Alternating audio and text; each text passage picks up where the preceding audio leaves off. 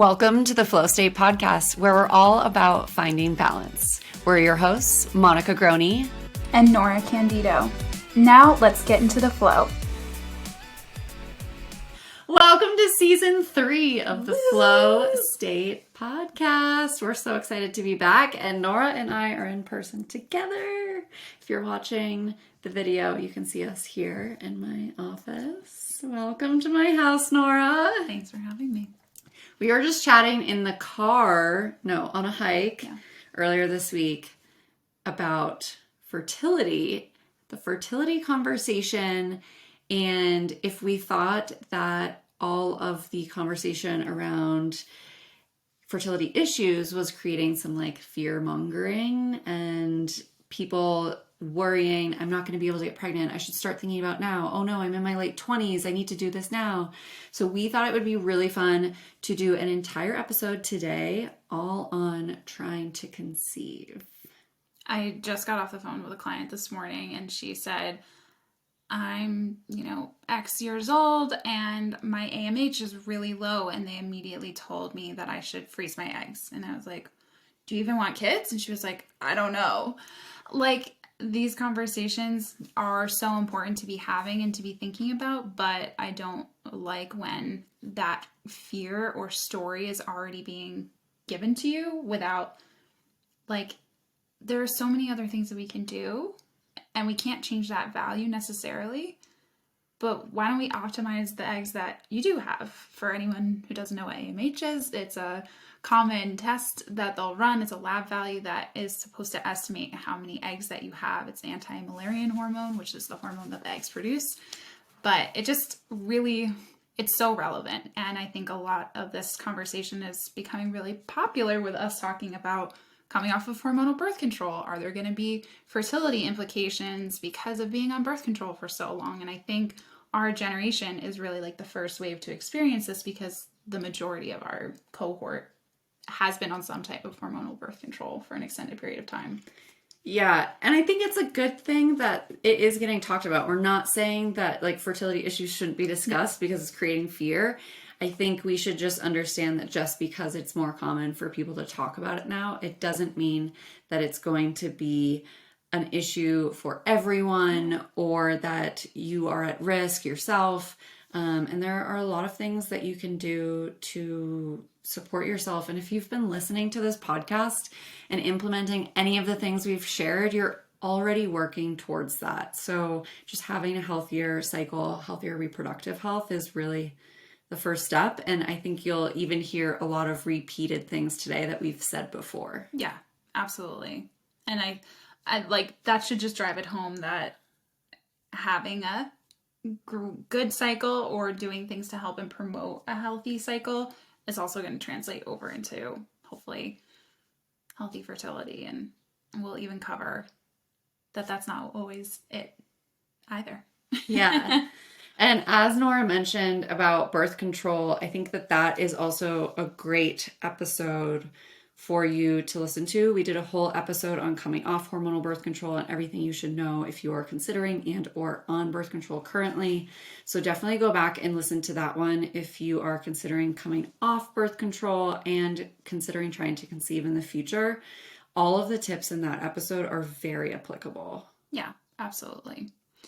Yeah, let's dive in. I think even defining what does trying to conceive even mean? What is preconception? I really view this as the 3 to 6 months even leading up to thinking about trying to conceive. There are things that we can be doing today that even if you have plans to maybe try and conceive in the future, years down the line, even doing these things today are going to be beneficial in optimizing not only your cycle, but your chances of conceiving easily in the future. I think that's really important. Yeah, and I know for me, I had a period of time last year where I was trying to conceive. I talked about it on the podcast a little bit, and it really started almost 2 years before in my doctor's office, where we just, were openly discussing it. What's your timeline? Nice. What are you thinking? Do you want to conceive? And, I do want to have kids. So I said yes, and she was able to share with me some of the things and what the path would look like so I could kind of gauge and understand, okay, I should set up a preconception appointment like this far in advance and start to think about these things. So definitely have those conversations with your doctor. Yeah. And I think that goes back to the birth control conversation too. I have individuals that it can take 6 months, a year plus for their cycles to regulate after coming off of hormonal birth control. So again, like having a little foresight, doing some planning, having this conversation with your provider to say, hey, I don't want kids today, and how can I support my body in the interim if I don't want to conceive yet, but I also want to make sure that I can get my cycle back and it's regular enough that I know I can conceive and when to do it. I've also seen a lot of things around birth control as well that say, like, just because you're on birth control doesn't mean that it's going to be harder for you to conceive or anything like that. But it is important, I think, to understand that it can take a long time for your cycle to normalize after being on birth control for an extended period of time. And so that would make conception harder if you're not sure when you're ovulating or you're not ovulating regularly or on a normal schedule. So I think kind of understanding the differences there, it's not like hurting your fertility, but it might make your cycle harder to understand. Yeah. They don't have research out yet saying that being on birth control impacts your fertility. So also like allow that story to change too. If you previously thought that or are having a harder time conceiving and you want to place blame on birth control, like we don't know that yet, truthfully. Yeah. Okay, so really that first step is just starting to think about it. Maybe scheduling an appointment with your doctor, the preconception appointment. I know for me, I've had that appointment and they ran some genetic testing, which was informative and great. And also talked about not just my role, but my partner's role, which we'll also discuss today. Yeah. So I will share a little bit on this episode today, which I haven't shared publicly yet, is that my husband and I recently conceived and got pregnant in March of 23. And I was really excited to establish care and find an OBGYN that I really resonated with and aligned with, and ended up choosing to have a combination of an OB and a midwife on my team. And that was my personal choice. So one thing that I would also encourage is having a provider or somewhere that you know you want to have your prenatal care through. And whether that's before, if you are able to do something like this preconception visit, where I do think there is some variation in depending on what the provider offers, whether it's the genetic testing, they might do some hormonal testing, they might talk a little bit about nutrition or just starting a prenatal. Most of the time that's what I see, is just kind of checking the boxes, making sure that you're doing the things to support your body. And we'll talk way more in depth about all those things today. But also I think it's really important to have rapport with a provider and a connection, because in my personal experience, I unfortunately started to miscarry, and it was before I had my first OB appointment. And I felt like I was in this limbo setting. Like I didn't have a team yet. I didn't have a point of contact. So when everything started happening, I didn't have anywhere to go. They told me just go to the ER. I was like, this doesn't really feel like an emergent situation, but I wanted to make sure obviously that everything was okay. So if I could do it again, or hopefully in the future, I will likely go somewhere else, but I would want to have someone that knows my situation. They already know about me and have that rapport before getting pregnant personally. Yeah, I agree. I'm very grateful for my care, and I think it's hard to come by these days. So we should probably do a whole episode on like patient advocacy. Yeah. But definitely try, if you're considering trying to conceive, like building that relationship in advance can make you feel more comfortable in the process. Yeah, 100%. And yeah, happy to chat more on my experience too and just shine some light on it. But yeah, I think the most important thing leading up to it is probably taking a prenatal. So there are a lot of different nutrients that come in a prenatal. And honestly, I think a prenatal is something that most fertile women can or should be taking at all times, because the amounts of the nutrients are more supportive for us. And in the chance that you do conceive without planning, you're going to feel like you have that security blanket or... Yeah.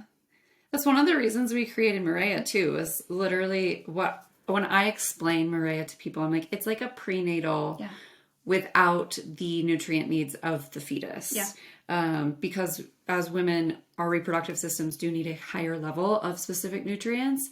And so with the PMS elixir with Maria, we're really trying to get those nutrients and those levels in the right form. So you're set up for success with your reproductive health.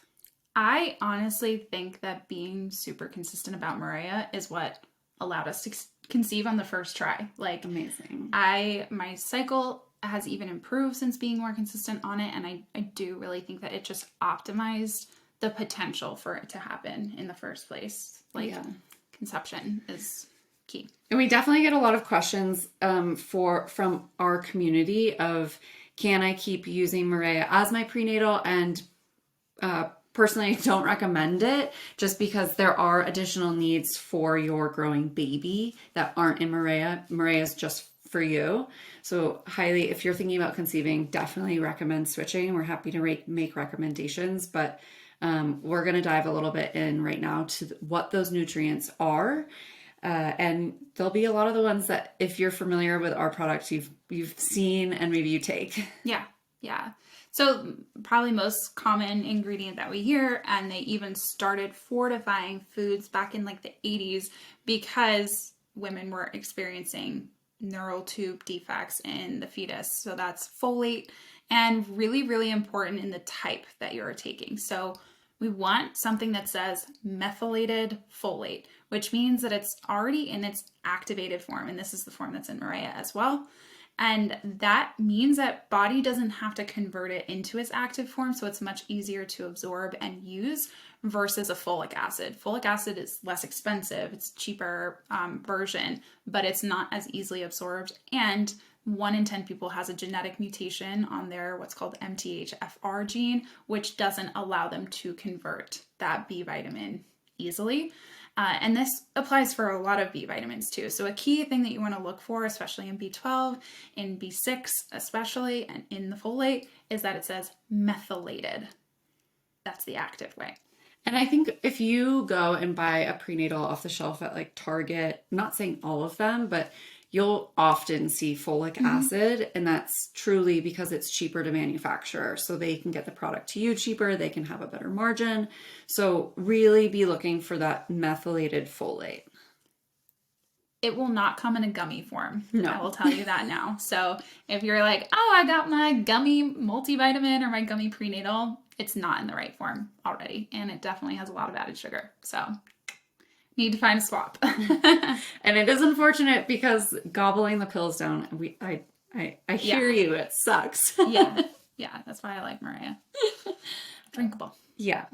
Another one that's really important for neural tube is choline. Choline is, I think, a pretty underrated nutrient, and it's not in every prenatal. So that's one that I would, again, like really look at the nutrition facts on the ingredients list and make sure that it does contain choline. This is helpful for neural tube defects, but also a lot of other it's like overall fertility, overall implantation, and conception. So I feel like this is just from what I've learned, but implantation is one of the areas too where a lot of people don't end up conceiving because it's not properly implanting, or you're not building up your uterine lining properly. So sounds like a really important one. Yeah. I mean, even if you don't really know what that means, is like the egg is housed in our ovary, and when you conceive, it's really when the egg and the sperm meet, and that happens in your fallopian tubes. And then implantation doesn't occur until days later. So that all that stuff is happening, and the chance of the egg and sperm meeting can happen easily, but if it doesn't implant properly into the lining, and if, like Monica said, if that lining is not optimal, cushy, yeah, exactly. I picture like this like really cushy bed that's like you gotta snuggle in, full of nutrients. Ideal. But if that doesn't happen, then obviously the pregnancy is not going to continue. So egg and sperm can meet And then if it doesn't implant, you haven't conceived. Correct. Yeah, but that happens days later.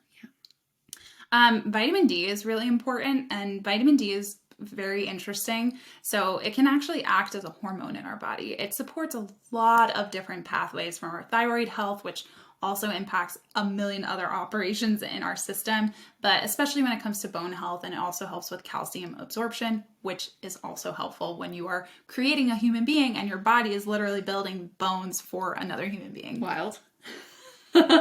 Right? Like we make eyeballs. We build penises if we have a male. One of my friends who just had a boy, I was like, you grew a penis. Like, what? So crazy. Not all prenatals contain iron, and this is intentional. So too much iron can actually be inflammatory. So we want this kind of Goldilocks option. We want it to be just right. And so this is one that I do really recommend if you do any preconception labs or just at your annual visit. Getting your iron tested can be really helpful because not everyone needs supplementation, especially if you eat a plant-based diet. That's something that we would want to check into. Make sure that you're getting enough iron, for example, and we don't want it to be in excess. So when we do, or if we do need to take iron, I do recommend iron bisglycinate. It's a specific type, and it's non-constipating. You're welcome.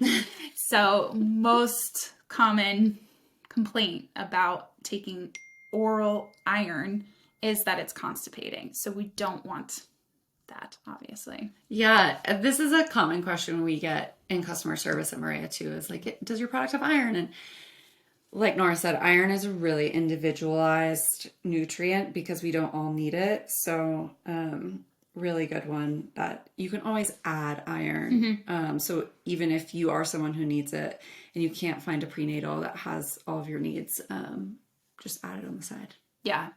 Then I would say some like bonus or optional ones are omega-3s, which is helpful for inflammation, especially. I would say the majority of people aren't getting enough omega-3s in their diet, and they're getting more of the omega-6, which can be inflammatory. We want there to be a specific ratio. So if you don't eat a lot of seafood, if that's not your jam, cool. We can supplement and add in even a plant-based from an algae source, omega-3, or Maria also contains, right? No, Maria does not have omega-3. That's okay.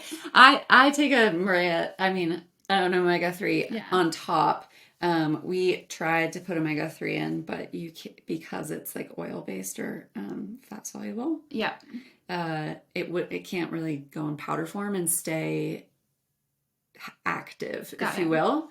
So, but omega-3s are huge, like for me, for mood. Yeah. And I mean, I think, everyone should just grab yourself an omega-3. Yeah. In previous episode 2 on the circadian rhythm episode with Anna, we talked about melatonin as well. And melatonin is okay when you are trying to conceive. It is helpful for ovulation and egg quality, but we don't want to be taking it while we're pregnant. So this is really important. Like if you are planning and you have a 3-month lead up where you're starting your prenatal, or if you want to start melatonin, for example, then you want to discontinue it before you are actually trying to conceive. So that one is definitely more timely. Would you say people could cycle it, like take it before they were ovulating and then stop once they ovulated? Yes. Because then they'd know that they weren't pregnant if they weren't taking it in their luteal phase. Yeah, I don't know, like if it's more of a cumulative dose, like the consistency side of it, but yeah, like I do think that that's a good idea if you were just taking it in the first half of your cycle. Yeah. Be cautious with it. Yeah. That's what we're saying, I think. Yeah. 2 others that I do like for overall egg quality, they are anti-inflammatory, really helpful, especially for antioxidant support, is CoQ10, which is in some prenatals. It's not in all, I will say that.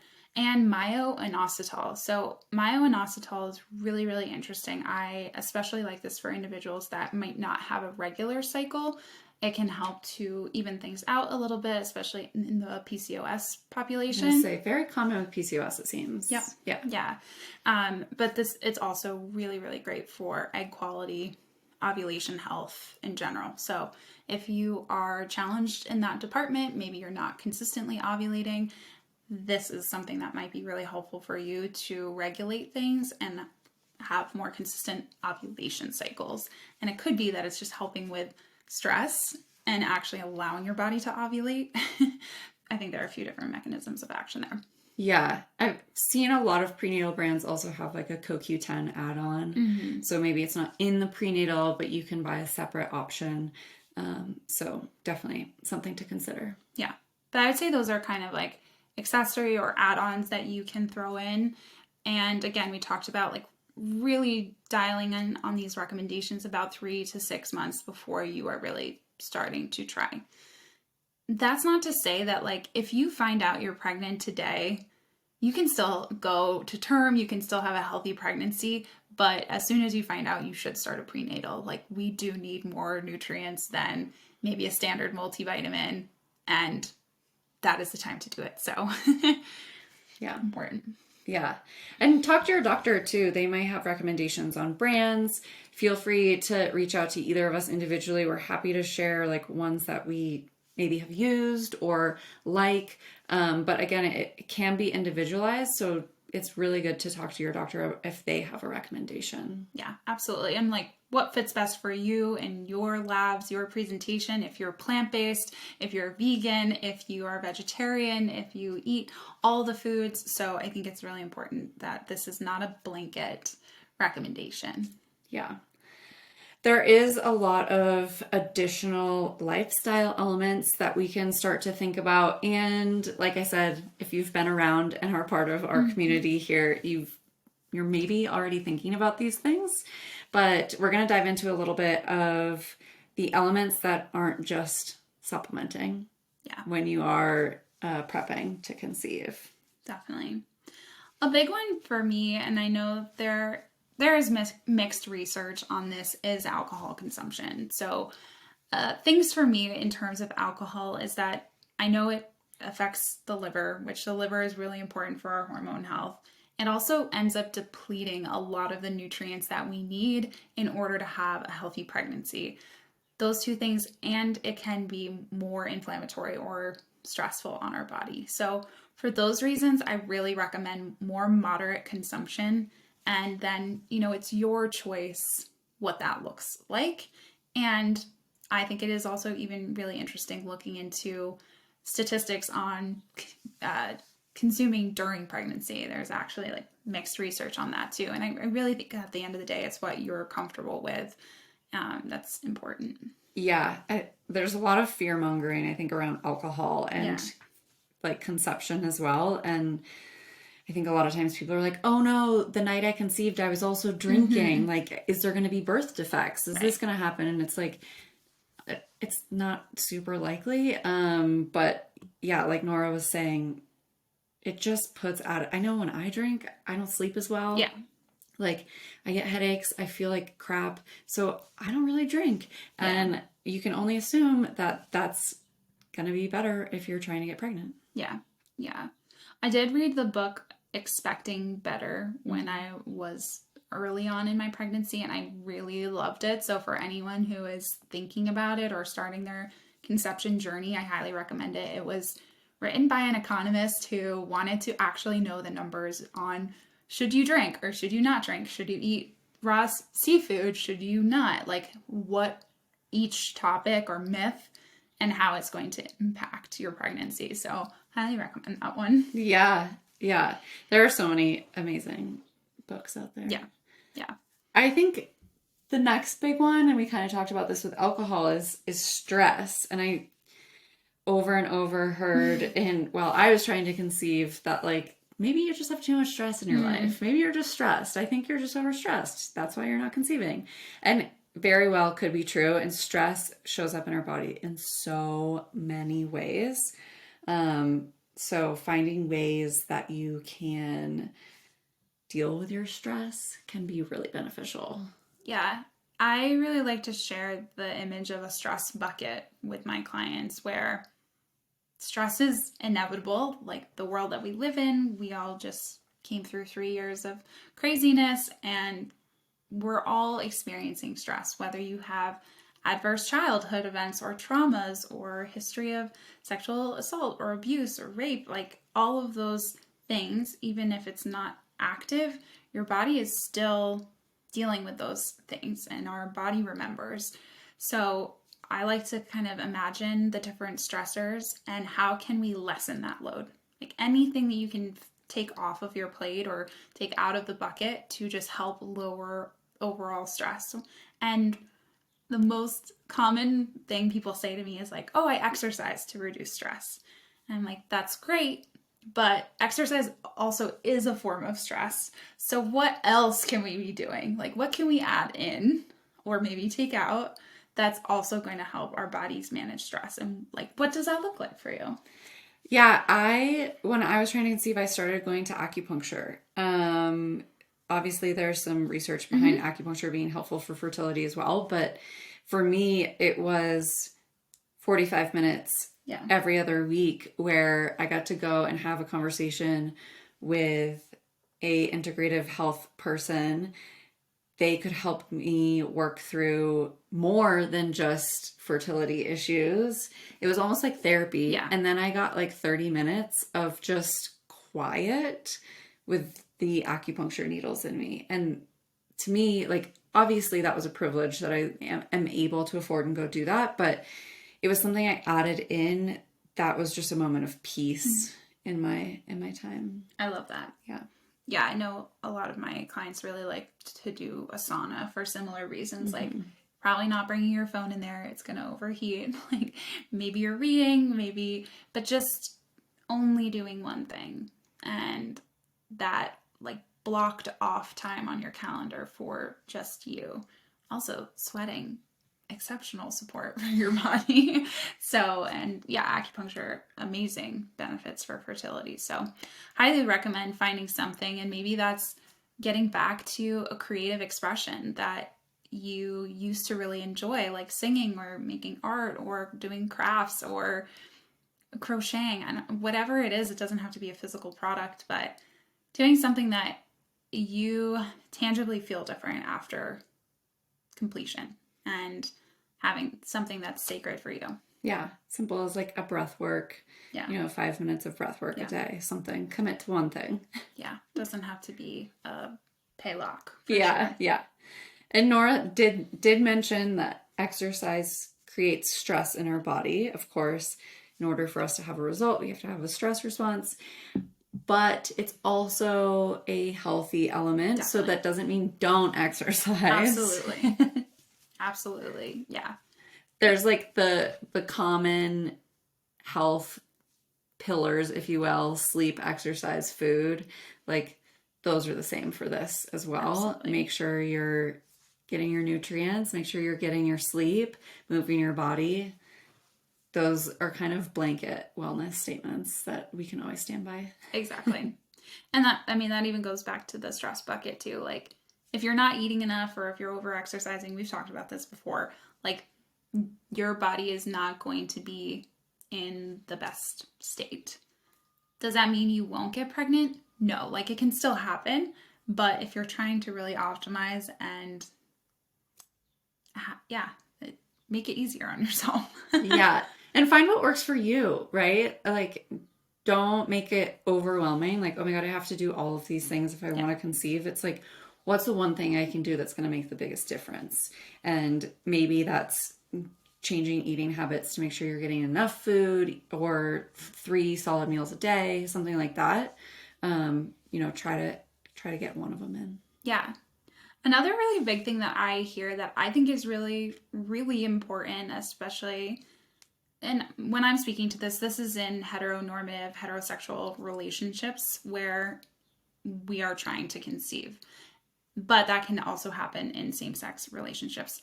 But the idea of sex, like how you're actually conceiving, it can get boiled down to like, oh, I'm in my window, like, let's go. And that's the only time that you guys are being intimate, and it can really alter your relationship. Like if you're just scheduling sex for the outcome of having a child, but you're not being intimate to just maintain your connection with your partner and have a healthy relationship, that's not going to be beneficial for your outcome either. So I really encourage people to, if you can, like, make it just a part of your routine or your ritual, and your desire will likely be heightened when you're ovulating. Like, things might happen more naturally. It doesn't have to be this planned or scheduled only time to be intimate.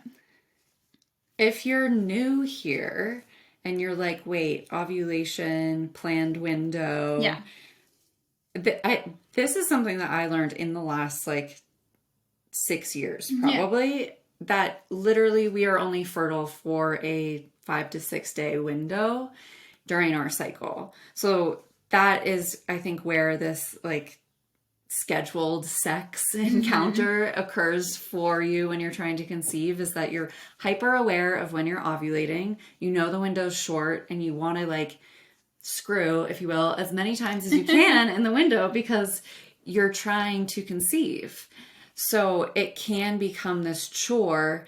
And I know for me and my partner, it was like, he's like, you only want me if you think you can get pregnant.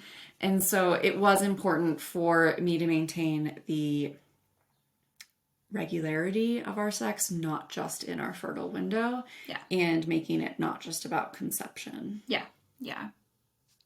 I think it's not talked about, and I hear it a lot, especially for individuals where maybe it didn't happen the first 5 or 6 cycles and you're starting to get frustrated, and that is a source of stress, or it can be a point of contention, or maybe people start blaming each other. Well, you know, why did you do this? Or why didn't you do this? And this is not helping us, whatever is going on. And like, zoom out, like take a step back, maybe take a breather, maybe skip a month. Like, if it's the only thing that we are devoting all of our energy towards, it can be tiresome. It can be really taxing on your relationship. And I've witnessed this a lot, and I don't want that to happen to you. Yeah. It's so consuming. Trying to conceive can be so consuming. You're tracking your cycle, you're taking your basal body temperature. Like, I was peeing on LH strips and seeing if the lines were getting darker. And then you're like, oh, it's dark. Like, okay, like, let's go. Let's do the thing. Like, and then between ovulation and waiting to see if you're going to get your period, the whole time you're just like inspecting your body. It feels like you're like, is this normal? Is this abnormal? Am I feeling normal? Was that an implantation? Did I just feel that? Like, everything was, I was Googling, like, my Google was insane. Same. And my targeted ads were amazing, like just cribs everywhere. But I think it is so important for us to remember, like, we're trying to create a human with our loved one, and we have to kind of release that energy to the universe, because like, we can't control it. Yeah. We can support and do what's best, but we have to release control. Yeah. Easier said than done. I was not good at it, hence why I'm like not even trying anymore. But it's challenging. So if you're out there trying, like, I feel for you. It can be really hard. Yeah. No, thank you for sharing that. And I think it is helpful and maybe validating to a lot of people to hear that maybe you've been having some of these thoughts and are feeling kind of isolated or don't know where to go. And the Facebook groups that you're joining are not helpful. Oh man, if I had $1 for every time I heard that. Yeah. Like, find your support system. Maybe it's one person, maybe it's someone that has or has not been through this experience. Like, have a lifeline, and maybe that's your therapist or your acupuncturist or whatever that you can confide in, even outside of your relationship, to just help ground you and center you through this process. For me, that was like my acupuncturist. It was so nice to have her. She knew I was trying. She'd ask how I was going and help me release some of the stress. I also had Norah, which was amazing, because I'd get my period and be so upset. And she was always the queen of reframing it for me. Like, Yeah. It was like, this is a new beginning. You get Yes. to try again. You get to try again. Okay, great. Yeah, that's my biggest recommendation. And like, that can also be challenging if it's just happening time and time again. I do want to talk a little bit about tracking because I don't feel like we've gone in depth about that on here. But that's another thing that I would say, if you are not tracking your cycle within those 3 to 6 months in preparation for it, just learning what your cycle is, because not everyone is on this 28-day cycle. Not everyone ovulates on day 14. So if you know, like I've talked openly about, I typically ovulate on day 18. I typically have a cycle that's about 30 to 33 days long. And that's different than Monica's. So my fertile window would come at a much later time than hers. And so if you're just getting generic recommendations of when you should be trying to conceive, you could be totally missing that window. So I do really like basal body temperature. The difficulty with that is it does not predict when you are about to ovulate. It tells you once you have ovulated. So I think it's really helpful in the leading up phase of learning when you do typically ovulate. Because again, it's really like the 5 days leading up to when you're about to ovulate is when you have the highest chance of conception, and the 1 day after your ovulation. So like a 24-hour window after that. But if you learn, again, what a typical day you ovulate on, that can really help you in terms of timing. Yeah, it's also really nice. I was doing that for a long time, and then I wanted more data because I love data. And if you add in LH strips, which I was talking about a little bit, you pee on them. There's 2 lines. One is like your result, one is the control. Mm-hmm. And that can help you actually kind of know when your LH is rising. So that gives you the front side, whereas basal body temperature gives you the back side of your window. And being able to kind of see those in comparison gave me a better pinpoint too of like, oh, this is a great window for me. For some people, and probably for me, it was like too much information and too stressful. I was like carrying too much. But can just be nice to kind of understand your window and be like, oh, okay, LH is rising, then my basal body temperature went up. Great, this is my window. Yeah, and LH is the luteinizing hormone, and that's like the switch that tells your body, okay, time to release the egg. So that's why like when that's rising or increasing, that's how we can predict like ovulation is about to occur. Yeah. Whereas basal body temperature is after you've ovulated, the outside part of the egg after it's been released is called the corpus luteum, and that emits progesterone, which is our main pregnancy hormone, and that is what increases our basal body temperature, and that goes up by like a 0.5 degree after you've ovulated. So that's the way that we can kind of confirm that you actually have ovulated, because you can have a period without an ovulation. Those are called anovulatory cycles. So common, can happen. But can also let you know pretty early on, like, all right, this isn't going to be the cycle. Yeah. And if you are tracking for a few months before you're trying to conceive, you'll see like you want to see that rise in basal body temperature for 5 days. Like it's like a consistent peaked temperature, and that will give you that, okay, that is when I ovulated. Right. Yeah. After ovulation, that stays elevated until you get your next period. Yeah. So it should be like 10 to 12 to 14, depending on how long your cycle length is. Yeah. Also, cervical mucus. So, right, we know that our cervical mucus changes throughout our cycle. We talked about this in other episodes. But when we are approaching ovulation, there's a pretty dramatic swing in what our cervical mucus looks like. And it's almost that like egg white, slippery consistency. When you go to wipe, the toilet paper might slide right off, if you've ever noticed that. We've talked about this before. Like, definitely. It's so, I don't know. You just know when you wipe and you're like, whoa. Yeah. Yeah. Dramatic. That and like energy could be higher. Your sexual drive might be higher. You might feel more confident. You might like all of the things. Your skin might be clear. You might feel more attractive. All of the things. So if you don't want to really attach yourself to basal body temperature LH kits or the OPK kits, the ovulation predictor kits, because it is too much data, and for some people that can be a layer of stress. If you want to try it and just say like, if it happens, then whatever. Maybe, later on we can start doing more tracking if we need to. I think tuning into your body, just being aware of your cycle, is going to be a really great place to start, and free. Yeah. Huge. I think that was such good information. Hopefully no one's head is spinning too much that's listening.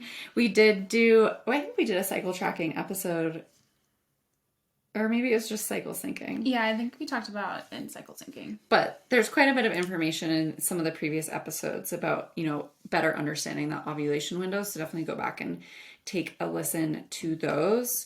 I think that we would be doing a disservice if we weren't to talk about not just the female's role in conception, but also the male's role.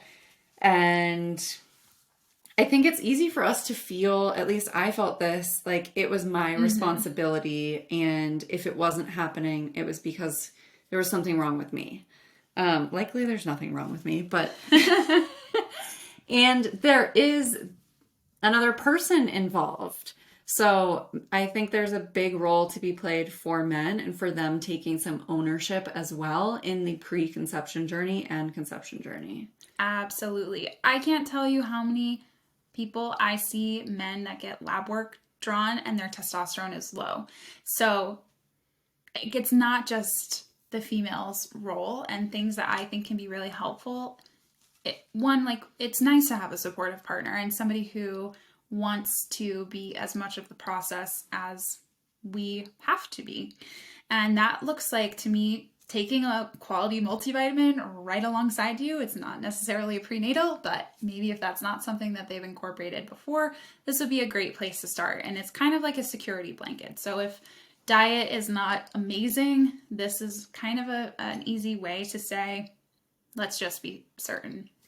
That can be really helpful for egg quality, for sperm quality, for men. And just, I think regular exercise is super, super important for men, especially with testosterone.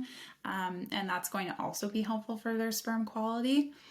And avoiding excess alcohol, excess nicotine, excess illicit drug use, even marijuana. So those are things where, like, if you are beginning to have these conversations, it might be some habit changes for both of you. And maybe that's something that the two of you can commit to together. This might be something that people don't know either, is that, so as women, we are born with all of the eggs that we have. Men are different in that if their sperm count is low today, it can be higher in the future. Correct. So by implementing some of these healthy things, like even like EMFs in their junk range, like have them not carry their cell phone in their pocket anymore. Don't put their laptop on their lap, crouch. So I think that there's a big role to be played for men because there is the ability to improve their sperm count just through lifestyle. Yes. Yeah. It is not a fixed thing. Absolutely. Yeah. And we also had our whole episode with Jenna about endocrine disruptors, and men are not immune to those effects either. So if you're reducing those endocrine disruptors in your home, whether it's cleaning products, laundry detergent, food, like limiting plastics and storage containers, all the things, go back and listen to that episode. I think it was the first episode of season 2. Yep. They also offer a fertility test called Million Marker that I'm actually really interested in doing. But that is a way to measure, like, are there things in your environment that might also be impacting your fertility? So I think this is a really, really cool opportunity to, like, get on the bandwagon together. Yeah. And embrace it. Yeah. I think that kind of covers all of that. I think we're just going to dive into some common misconceptions. Yes. Okay, yeah. Cool. I think this is the biggest one, and I even kind of like put it on here as a joke, but you hear like, well, I have a higher rate of conception if I put my legs up the wall after sex. Yeah, is not true. They have not found any positions to alter it. It really has to do with that cervical mucus that we were talking about. Like, that is the conduit. It's like a slip and slide that is ideal for the sperm to travel in. And so that is really important, less so what position and or sperm quality. Yes, Because I you was want a just gonna say. strong swimmer. Yes. Yeah. They recently discovered that sperm's tail like go in a spiral motion Oh. instead of what they thought was like swimming. I think it's funny. So it's like a drill. Yeah, so legs up the wall, no, like, just waddle your way to the bathroom, you're fine. Yeah. You don't need to let it sit in there. Whatever is going to go in there is going to go in there. Yeah. I mean, there are a lot of like funny things, like, if you have sex on this day, is it going to change the sex of the baby? Or there are so many things. Like, The universe is going to do what it's going to do. I was just going to say, my biggest advice is like, just tune into your body. And like Monica said, like, choose one or two things that are supportive for you. Like, take what's helpful, leave what's not helpful. And again, at the end of the day, like, all of this is just information. Yeah. And it might not be what's best for you. So, yeah. Also, I do just want to take a moment to say, like, you can be doing, quote, everything right. You can be a healthy person and it can still not work out. So, even in my experience of having a miscarriage, I miscarried around week 8. It is incredibly common. Up to 1 in 4 pregnancies that are documented, which I honestly think this number is even higher because some people don't even know that they're pregnant. They just think that their cycle is late and it can actually be a pregnancy. But it is so unbelievably common, even if you're doing all of the right things, even if you're a healthy person. And in my perspective, and the way that I want to handle this is that I know it's not going to impact future pregnancies. I know that it's absolutely possible for me to have a healthy pregnancy and carry to term without problems. It's nothing that I did or didn't do. Like we were saying, like, a lot of this is out of your control. Only thing that we can really do is supportive behaviors. And I know that it's nothing that I did to cause this to happen. So just like working on that narrative, I think is essential, like keeping you sane in this process. And, I didn't really feel support from my provider about this transition. And like, they didn't even tell me, hormonal backlash, or some individuals experience postpartum depression after having a miscarriage. And it's because you have this huge surge in hormones. And if your body doesn't really know what to do with those surge in hormones, you could experience some mood changes, some mental health changes. And I think it is really, really important to have, again, somebody in your team or your friend, like a point of contact that can support you. I chose to share my pregnancy with friends early because I knew there was a potential chance that it could happen. And I was so grateful that I did, even though it was not fun telling people the opposite news. I felt so held and supported. And yeah, I'm very grateful, like including Monica, like so grateful to have people like that in my life that genuinely care. So I'm just wanting to share that here because I think it's not talked about enough. Like, I was literally Googling and reading other people's blog posts on what should be happening while I'm experiencing this and how much blood loss and what are the next steps, because I didn't have that care from my provider, and I'm a healthcare provider. Mm-hmm. So I really implore you, like, having a good team, having people in your corner to support you. Thank you for sharing. Yeah. I'm sure there's so many people listening that can relate. And as I get closer to the age of having children later in my life, more friends having children, the amount of miscarriage that you experience even in your close community is a lot more than I ever expected. And it is common. It is really common. But we don't hear about it very often because it has become this shameful thing, because we think that, or a lot of people think that it means that, you know, they did something wrong or they're not worthy. And it truly is just, it's just not true. It's not on you. If this happens to you, it wasn't right. The universe said it wasn't right. Exactly. That's my belief. Mine too. So yeah, I think that that's a great kind of way to wrap up today. Hopefully, if you're listening and you are considering trying to conceive, you want to have a child in the future, you got some helpful tips, and just keep, you know, working on improving reproductive health, hormone balance, and doing the healthy lifestyle tips, supporting yourself however you can. That's really, like, again, so much of what we said today are things we've said before. Yeah. And I think just having it all in one place is really helpful to hear, like, what do I actually need to be focusing on versus what's not helpful at this time too. Yeah. Maybe someday in the future we'll do one even on, like, once you do conceive, here's what that can look like. Yeah. Because I know there's probably so many questions from people being like, okay, but I just conceived, and can I eat fish, and can I do this? So yeah, let us know if you're interested in hearing that info. Yeah. Thanks everyone for tuning in today. Thank you, Norah, for being so vulnerable with your experience. And if anyone out there is trying to conceive and just needs to, like, commiserate, we're here for you. Absolutely. We will see you next time, guys. Thanks so much. Bye.